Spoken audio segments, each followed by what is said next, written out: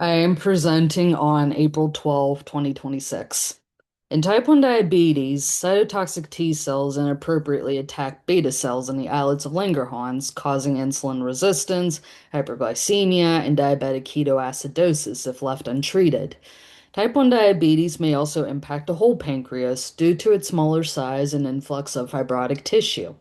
However, extracting islets for research is much more difficult. The fibrotic change in collagen is making the pancreas difficult to break down, likely trapping the islets as a wound healing response when cutting through the extracellular matrix, or ECM. There may be collagen cross-linking in the ECM through lysyl oxidase, or LOX. LOX is activated by hypoxia-inducible factor 1, or HIF1, and autoimmune attacks create a hypoxic environment activating HIF1 to manage cell stress. Collagen is a triple helix protein or trimer. Heterotrimers have two alpha 1, one alpha 2 chains, and homotrimers have three alpha 1 chains. Heterotrimers are typical in the ECM, but homotrimers resist collagenase, such as the matrix metalloproteinase 1 or MMP1, which unzips trimers to maintain the ECM. Excess collagen may increase presence of a mature collagen cross-linker, hydroxylysylpyridinoline, or HP, throughout the pancreas. Therefore, we plan to confirm and quantify the cross-links by extracting HP, determine whether LOX is the cause, and analyze the structure of collagen in the ECM.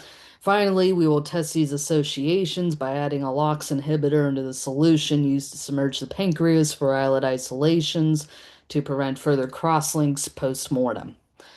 ECM samples are collected and stored at 4 degrees Celsius.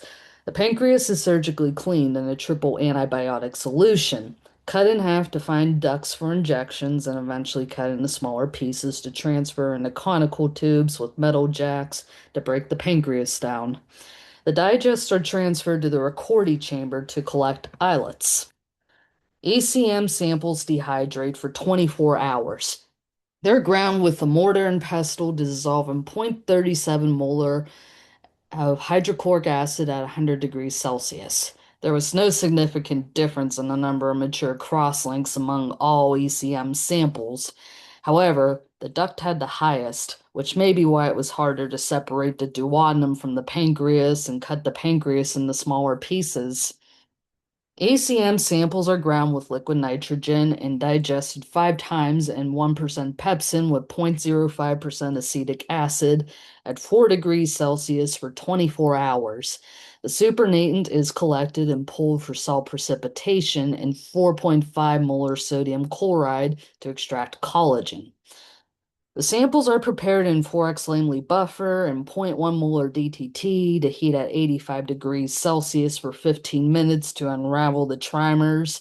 We then run 4 to 20% gel at 110 volts and use silver stain to detect bands for densitometry.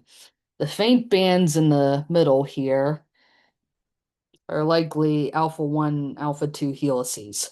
Both values were converted into ratios of alpha 1 to alpha 2, and they were higher in type 1 diabetic samples, confirming there may be mostly homotrimers in all type 1 diabetic samples.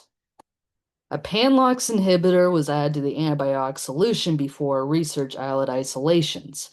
We did 2 trials with 2 different type 1 diabetic pancreases. The first compares the old collagenase, what we've been using, and the new collagenase specifically made for type 1 diabetic pancreas. The old collagenase broke down the pancreas but not the ECM, while the new collagenase broke down the ECM but not the organ. After using the Ricordi chamber, there was only undigested tissue left, indicating the effectiveness of the new collagenase and LOX inhibitor. In the second trial, we also have a plain antibiotic solution for the control. The type 1 diabetic pancreas is cut in half in control antibiotics. The head remains in there while the tail is moved to the treated antibiotics, and the tail piece is intraductally injected with the LOX inhibitor, and then both pieces were injected with the collagenase cocktail of the old and new collagenase. The treated piece broke down well, unlike the control.